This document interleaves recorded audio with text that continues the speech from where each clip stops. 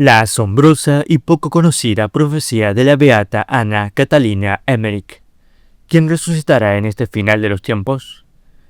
Así es, señoras y señores, estamos en el final de los tiempos, próximos a la segunda venida de nuestro Señor Jesucristo, y como dice Nuestra Señora en sus mensajes, el Apocalipsis va a cumplirse de manera literal. Y en este video, una vez termines de verlo, tal vez tengas algo más de claridad sobre la concreción de uno de los signos más importantes y llamativos en esta batalla apocalíptica, la resurrección de ese ser innominado, o como de quien se diría, de ese que es el mismísimo acólito del demonio. Así que, ¿puede Bergoglio morir en verdad si se trata realmente de que en su persona se manifiesta la entidad del falso profeta? ¿Es Bergoglio la segunda bestia cuya enfermedad actual lo deja como herido de muerte, lo que lo convertiría necesariamente en una de las 7 cabezas de la primera bestia que surgía del mar, como le indica el capítulo 13 del Apocalipsis?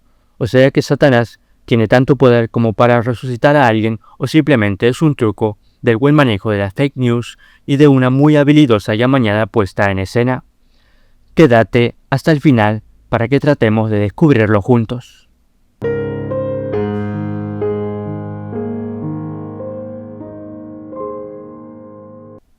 Hace unos días publiqué un video sobre los mensajes de las apariciones de Nuestra Señora de Anguera en Brasil, y allí expliqué sobre una profecía prácticamente desconocida sobre la beata Anna Catalina Emmerich.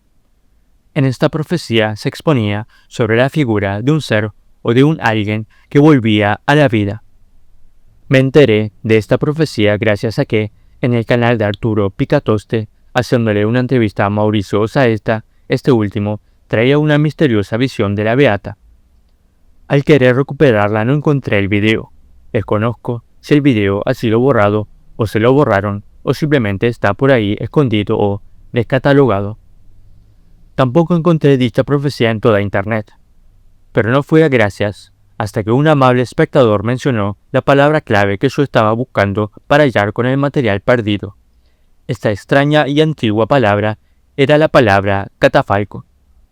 Así que tan solo con un único resultado de toda la vastísima internet pude encontrar las palabras proféticas de Emmerich respecto de este tema.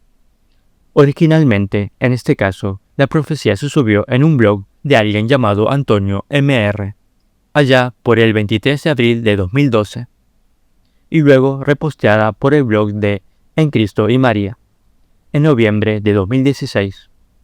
Lo extraño fue que cuando busqué en mi PDF de Emmerich sobre las profecías del futuro de la Iglesia, las palabras de la visionaria estaban incompletas u omitidas.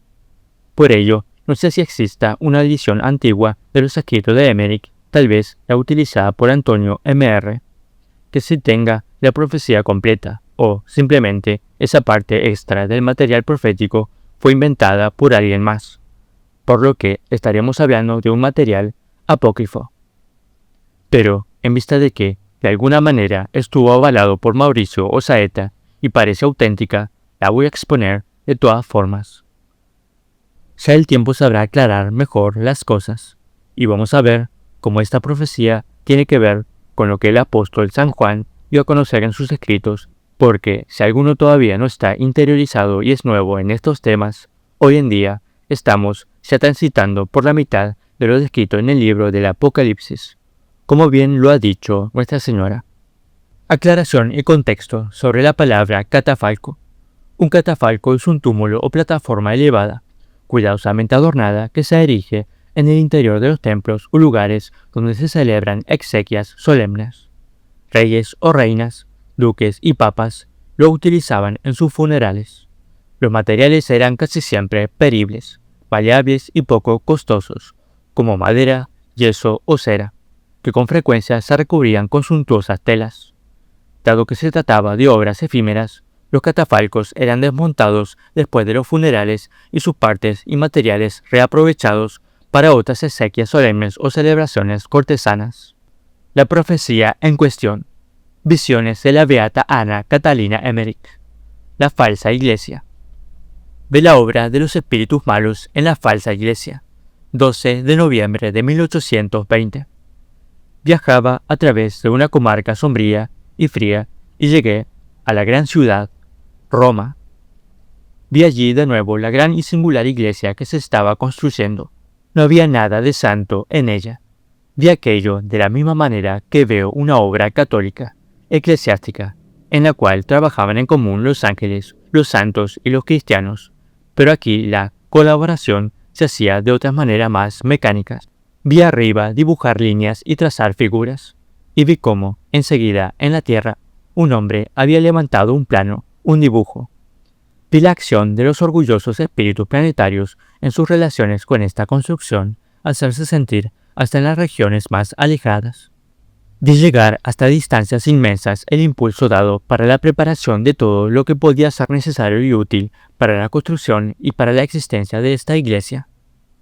Vi allí concurrir a todo tipo de personas y de cosas, de doctrinas y de opiniones. Había en todo esto algo de orgulloso, de presuntuoso, de violento, y todo parecía tener éxito, y me era mostrado en una multitud de escenas. Vi subir y bajar a los espíritus planetarios, lo vi enviar rayos sobre las personas que construían el edificio. Todo se hacía según la razón humana. No vi un solo ángel, ni un solo santo cooperar en esta obra, pero vi mucho más lejos, en el fondo, el trono de un pueblo salvaje armado de espadas y una figura que reía y decía: «Constrúyela todo lo sólida que quieras, nosotros la derrumbaremos». Aclaración. Aquí retomamos el fragmento ya dicho, con otra traducción, pero con la parte rescatada y desconocida de la profecía, la cual dice lo siguiente: «He visto también mucho más lejos, y detrás de aquel asiento o trono, un pueblo feroz armado de picas, y un rostro feo que sonreía y decía: Constrúyela todo lo sólida que quieras, nosotros la destruiremos». Penetré además en una sala grande de aquella ciudad donde se celebraba una ceremonia odiosa, una horrible y falsa comedia. Todo estaba tapizado de negro. Es un rito de la masonería eclesiástica. Uno fue puesto dentro de un catafalco y luego resucitó. Él estaba presente en persona y llevaba en el pecho una estrella. Parecía que esto significaba una amenaza de que así sucedería. He visto dentro al diablo en mil formas y figuras. Todo era densa y oscura noche. Aquello era horrible. Reflexión. ¿A quién es que la beata Ana Catarina Emmerich ve resucitar en esta visión? ¿Al anticristo o al falso profeta? Si la segunda bestia es la tercera persona de la Trinidad satánica y forman todos parte de ese mismo cuerpo, será entonces que una de las 7 cabezas de la primera bestia, el anticristo, es esa cabeza herida de muerte, que a su vez es esta misma segunda bestia, el falso profeta o falso papa. ¿O será que el anticristo al final de los tiempos querrá, en forma de burla, imitar a Cristo hasta en la imagen de la resurrección? ¿O será que el falso profeta, Bergoglio, solo tiene un problema de salud pasajero y luego, de recuperado, seguirá haciendo de las suyas y apoyado por Satanás? En esta profecía de Emmerich parecería ser que antes de que el cuerpo fuese puesto dentro del catafalco, la situación era una, y luego del rito masónico la situación cambió, pues según Emmerich, ese al que la beata describe como el que se hizo presente en persona, se hizo presente dentro del cuerpo del resucitado, mas luego dice: «He visto dentro al diablo en mil formas y figuras». O sea, esa es la razón por la cual ese que fue puesto dentro del catafalco fue resucitado, porque Satanás se le metió dentro. La razón, el motivo es que todo fue hecho por arte diabólico, por el poder de Satanás.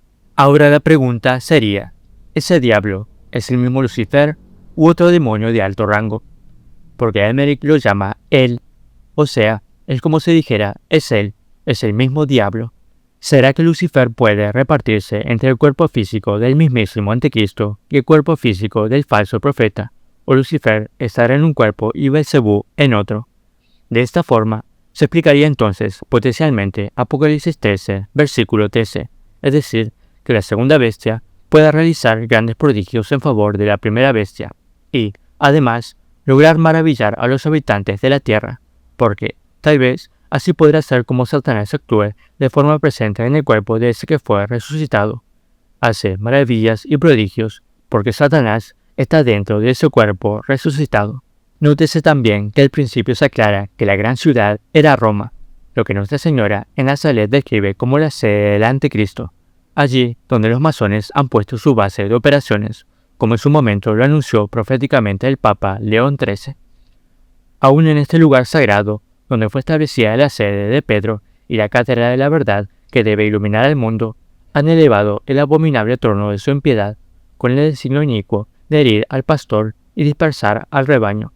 Repetimos nuevamente, León XIII dice, donde fue establecida la sede de Pedro, Roma, el Vaticano. Los masones han elevado el abominable trono de su impiedad. Asimismo, se dice en la profecía de la Beata que todo en esta sala estaba tapizado de negro, es decir, como en los rituales funerarios típicos de la masonería, y, en este caso, de la masonería eclesiástica que, a su vez, es a la cual Bergoglio pertenece.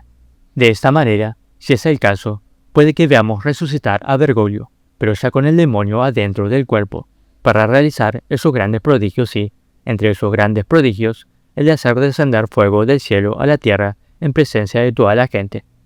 Así que, aquí retomamos y volvemos a repetir lo que nos dijo Nuestra Señora en su momento. El Apocalipsis ha de cumplirse literalmente. Si este es el caso de un falso papa revivido, veremos literalmente al falso profeta hacer bajar fuego del cielo para dar testimonio de su engaño y de su falsa pertenencia a quien es en realidad el verdadero Dios y Salvador de esta frágil y limitada humanidad. Y, para finalizar, otro detalle a tener en cuenta. Bergoglio ha decidido que su cuerpo no sea exhibido durante su velatorio en caso de que muriese.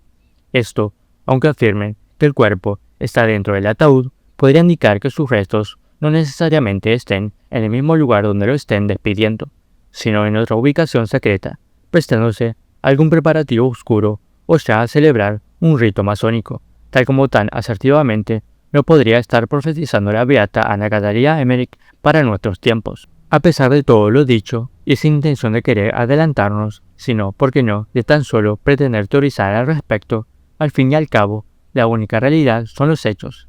El tiempo lo dirá y solo cabe esperar. Por ahora, debemos empeñarnos en mantenernos en oración para recibir de Dios una mente centrada en el buen discernimiento y saber distinguir con claridad los signos de los tiempos. No olviden suscribirse a este canal, de comentar y compartir. Que Dios los bendiga a todos. Ave María Purísima, sin pecado concebida.